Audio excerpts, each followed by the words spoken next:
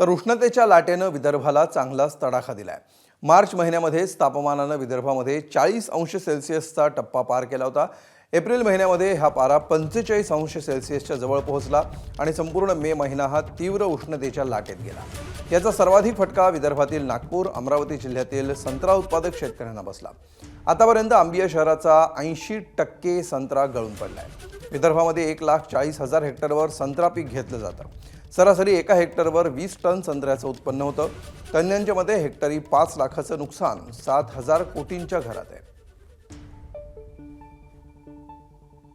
वातावरणाचं जे तापमान वाढ आहे हे एकाएकी मार्चपासून जे वाढायला लागलं आणि म्हणजे एप्रिलच्या पहिल्या आठवड्यात तर एवढं वाढलं की जे मेमध्ये राहते 42च्या वर ते एप्रिलच्या पहिल्या आठवड्यात वाढलं। त्याच्यामुळं मार्च एंडिंग आणि एप्रिलचा पहिला आठवडा याच्यामध्ये जे काही टेम्परेचर वाढलं त्यामुळं काय झालं की त्यावेळेस संत्र्याचा साईज हा लहान राहतो आणि एकाएकी टेम्परेचर वाढलं तर त्याला शॉक बसतं।